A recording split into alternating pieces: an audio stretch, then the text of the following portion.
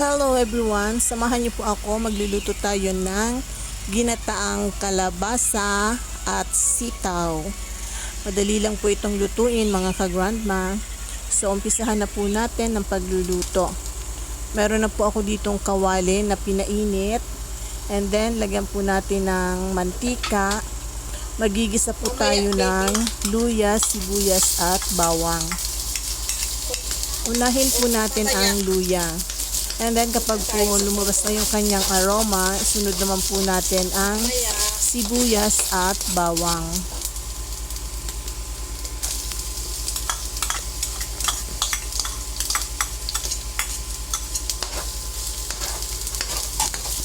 Ayan, gisa lang po natin ng maigi. Nilagay na po natin ang sibuyas, isunod naman po natin ang bawang.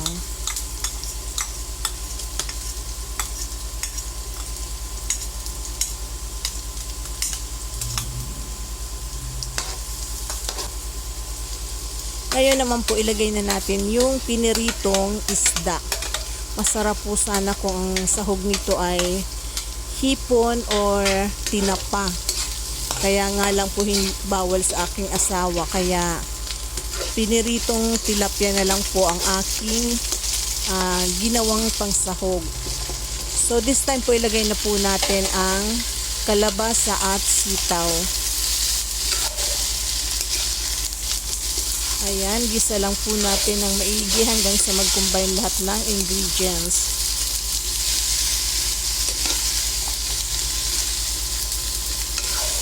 Lutong bahay, alam niyo po kapag nagluluto ako ng ganito, feeling ko nasa probinsya ako. So this time po lagyan na natin ng gata.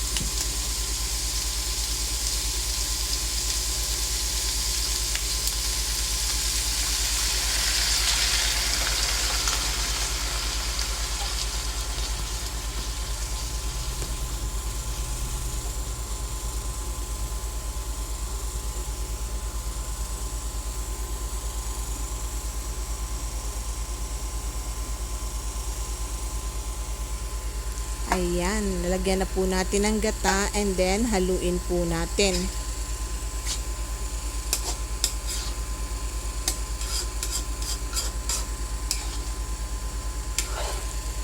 Pagkatapos po tatakpan natin at hayaan natin kumulo hanggang sa maluto po yung mga gulay.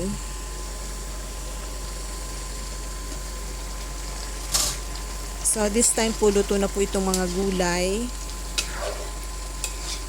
Haluin lang po natin para po magpantay ang kanyang pagkakaluto.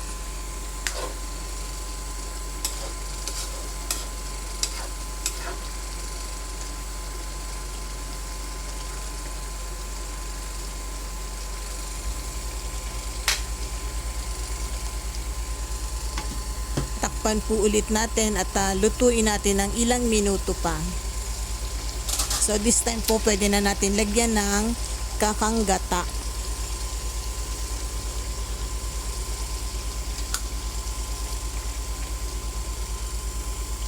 Ayan, o diba? So creamy ginataang kalabasa at sitaw.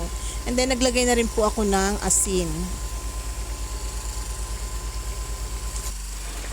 So eto po yung ating ginataang kalabasa at sitaw. O diba? So creamy. Daming gata. Parang nasa probinsya lang tayo.